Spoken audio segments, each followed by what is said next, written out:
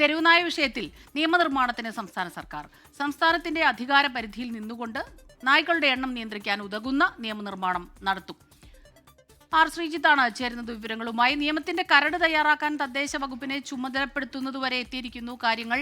എന്താണ് സംസ്ഥാന സർക്കാർ ലക്ഷ്യമിടുന്നത്? ശ്രീജിത്ത്.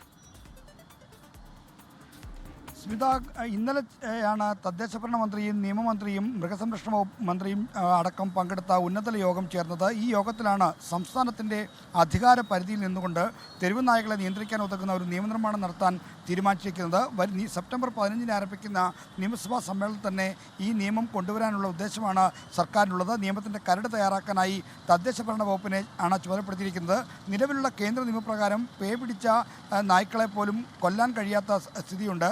മാത്രമല്ല, നായ്ക്കൾ ആരെങ്കിലും കടിച്ചാൽ പോലും അവ ചത്താൽ മാത്രമേ ഈ സംസ്കരിക്കുന്ന അടക്കമുള്ള കാര്യങ്ങളിലേക്ക് നീങ്ങാൻ കഴിയൂ. അത്തരത്തിലുള്ള പരിമിതികളുള്ളത് മൂലം കേരളത്തിൽ തെരുവുനായ ശല്യം നിയന്ത്രിക്കാൻ കഴിയുന്നില്ല എന്നാണ് തദ്ദേശ ഭരണ വകുപ്പിൻ്റെ വിലയിരുത്തൽ. നായകടിയേറ്റ് നിരവധി ആളുകൾക്ക് ദിവസവും പരിക്കേൽക്കുന്ന സ്ഥിതി ഉള്ളതുകൊണ്ട് ഇതിന് ശാശ്വതമായൊരു പരിഹാരം വേണമെന്നുള്ള സർക്കാരിൻ്റെ തീരുമാനത്തിൻ്റെ ഭാഗമായിട്ടാണ് നിയമനിർമ്മാണം നടത്തുന്നത്.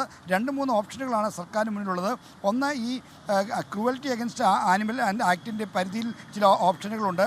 അതല്ലെങ്കിൽ മറ്റ് ഈ ദുരന്ത നിവാരണ നിയമത്തിൻ്റെ അധികാര പരിധിയിൽ നിന്നുള്ള ചില ഓപ്ഷനുണ്ട്. ഇതിൽ ഏത് ഓപ്ഷൻ വേണമെന്ന കാര്യം പിന്നീട് നിയമവിദഗ്ധരുമായി ചർച്ച ചെയ്ത് തീരുമാനിക്കും. എന്തായാലും സംസ്ഥാനത്തിൻ്റെ അധികാര പരിധിയിൽ നിന്നുകൊണ്ട് നായ്ക്കളെ നിയന്ത്രിക്കാനുള്ള നിയമനിർമ്മാണത്തിലേക്ക് സംസ്ഥാന സർക്കാർ കടക്കുകയാണ്. ആർ ശ്രീജിത്താണ് തിരുവനന്തപുരത്ത് നിന്ന് ഈ വാർത്തയുടെ വിശദാംശങ്ങളുമായി നമുക്കൊപ്പം ചേർന്നത്. ലോകത്തെവിടെയായാലും ഏത് സമയത്തും 24 വാർത്തകളും ഓഗ്മെന്റഡ് റിയാലിറ്റി പാക്കേജുകളും എക്സ്പ്ലെയിനറുകളും വിശദമായി കാണാൻ ഞങ്ങളുടെ യൂട്യൂബ് ചാനൽ നിങ്ങൾക്ക് സബ്സ്ക്രൈബ് ചെയ്യാം.